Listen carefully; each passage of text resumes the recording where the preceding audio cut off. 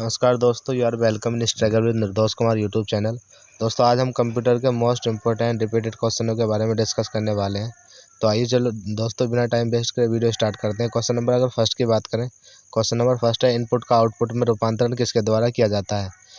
तो option number A peripheral, B memory, C input output unit, D है CPU।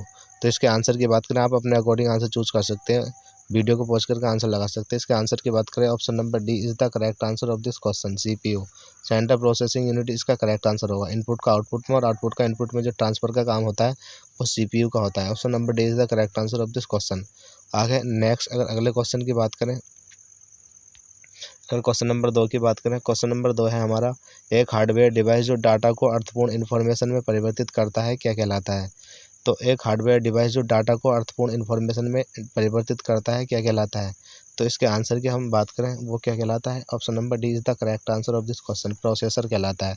अच्छा, जो डाटा होता है, डाटा मतलब रॉ मटेरियल, डाटे का मीन्स होता है रॉ मटेरियल, और उसको उसको रियल उसको रॉ मटेरियल्स को इन्फॉर्मेशन में चेंज करना ही क्या कहलाता है? चेंज करने का जो काम करता है वो प्रोसेसर का होता है।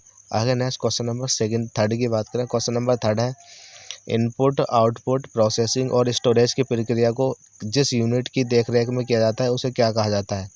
तो उसे कहा जाता है, आप अपने अकॉर्डिंग आंसर चूज कर सकते हैं। इसके आंसर की अगर हम बात करें, option number D is the correct answer of this question, control unit कहा जाता है उसको।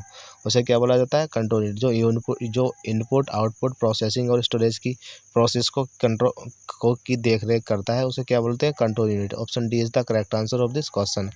आगे क्वेश्चन नंबर 4 की बात करें, क्वेश्चन नंबर 4 है हमारा, निम्नलिखित में से CPU का कौन सा जो कंपोनेंट है कंप्यूटर को सिस्टम को सीधे एग्जीक्यूट करने के लिए जिम्मेवार होता है, रिस्पॉन्सिबल होता है?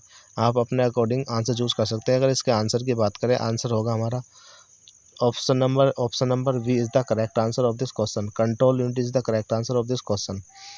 जो CPU का जो कंपोनेंट होता है जो सिस्टम को सीधे एग्जीक्यूट करता है वो कंट्रोल यूनिट होता है। Option number B is the correct answer of this question. आगे क्वेश्चन नंबर 5 की बात करें, क्वेश्चन नंबर 5 है, निम्नलिखित में से कंप्यूटर का मस्तिष्क कौन सा है? किसे कंप्यूटर का मस्तिष्क कहा जाता है?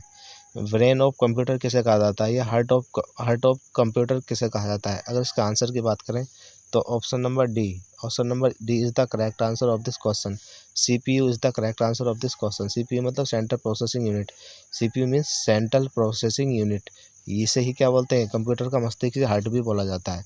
आगे नेक्स्ट क्वेश्चन की बात करें, क्वेश्चन नंबर 6 है हमारा, कंप्यूटर के कार्य करने की गति को निम्न किस यूनिट के द्वारा मापा जाता है, किस मात्रक के द्वारा मापा जाता है? तो कंप्यूटर के कार्य करने की जो गति होती है, स्पीड ऑफ कंप्यूटर वर्किंग जो होती है वो किसमें मेजरमेंट की जाती है? तो ऑप्शन नंबर क्या होगा? Option number B is the correct answer of this question, megahertz is the correct answer of this question. जो कंप्यूटर की गति, कार्य करने की गति होती है उसको हम किस में मापते हैं? मेगाहर्ट्ज में नापते हैं, ये बात ध्यान रखना। आगे क्वेश्चन नंबर 7 की बात करें, क्वेश्चन नंबर 7 है, एक माइक्रो प्रोसेसर की गति मापी जाती है। तो माइक्रो प्रोसेसर की गति की माप की बात करें, उसको हम मापते हैं MIPS में। Option number D is the correct answer of this question. D क्या होगा? करेक्ट आंसर होगा इसका, करेक्ट आंसर। अच्छा, MIPS की फुल फॉर्म की बात करें तो क्या होता है? मिलियंस इंस्ट्रक्शंस पर सेकेंड। मिलियंस इंस्ट्रक्शंस पर सेकेंड क्या होगा? हमारा करेक्ट आंसर होगा, मिलियंस इंस्ट्रक्शंस पर सेकेंड इसकी फुल फॉर्म होती है। और एक माइक्रो प्रोसेसर की जो स्पीड होती है वो MIPS में ही नापी जाती है। तो ये क्वेश्चन मोस्ट इंपॉर्टेंट है, इसको नोट डाउन जरूर कर लें। अगर नेक्स्ट अगले क्वेश्चन की बात करें, क्वेश्चन नंबर 8 है, अंकगणितीय एवं तार्किक संक्रियाएं करने वाले प्रोसेसर को क्या कहा जाता है?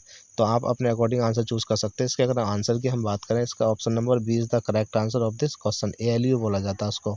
ALU की अगर फुल फॉर्म की बात करें हम, तो ALU की फुल फॉर्म होती है अर्थमेटिक एंड लॉजिक यूनिट। क्या होती है? Arithmetic and logic unit. Arithmetic and logic unit क्या होती है? इसकी फुल फॉर्म होती है। तो फुल फॉर्म भी क्या होती है? यही होती है। हिंदी में बात करें उसे अंकगणितीय एवं तार्किक क्रियाएं बोला जाता है, अर्थमेटिक एंड लॉजिक यूनिट को। तो इस करने वाले जो प्रोसेसर होता है उसे हम ALU बोलते हैं, ध्यान रखना। आगे क्वेश्चन नंबर 9 की बात करें, क्वेश्चन नंबर 9 है हमारा, त्रुटि मुक्त गणना करने की क्षमता कंप्यूटर की क्या कहलाती है? तो कंप्यूटर की त्रुटि मुक्त बिना गलती के कार्य करने की जो क्षमता होती है उसको हम क्या बोलते हैं? सटीकता। Option number C is the correct answer of this question, उसको सटीकता बोलते हैं, एक्यूरेसी बोला जाता है, सटीकता। तो क्या होगा? C is the correct answer of this question. आगे question number last question number 10 और लास्ट क्वेश्चन की बात करें हम, क्वेश्चन नंबर लास्ट है, बिना किसी थकान या त्रुटि के लगातार काम करने की कंप्यूटर की विशेषता क्या कहलाती है। तो आप अपने अकॉर्डिंग आंसर चूज कर सकते हैं। इसके अगर हम आंसर की बात करें, option number B is the correct answer of this question. उद्यमशीलता, उसे उद्यमशीलता बोला जाता है। क्या बोला जाता है उसको? उद्यमशीलता। अगर उसे इंग्लिश में बात करें, डिलीजेंस बोला जाता है। क्या बोला जाता है? डिलीजेंस बोला जाता है। तो डिलीजेंस का मीनिंग होता है बिना किसी थकान और त्रुटि के लगातार काम करने की जो कैपेसिटी होती है, उसको ही उद्यमशीलता बोला जाता है और इंग्लिश में डिलीजेंस बोला जाता है। तो आई थिंक आपको ये मोस्ट इम्पोर्टेंट कंप्यूटर के क्वेश्चन समझ आए होंगे। और इसी तरीके की वीडियो पाने के लिए आप चैनल को लाइक और सब्सक्राइब करें, बेल आइकन को प्रेस कर लें। धन्यवाद।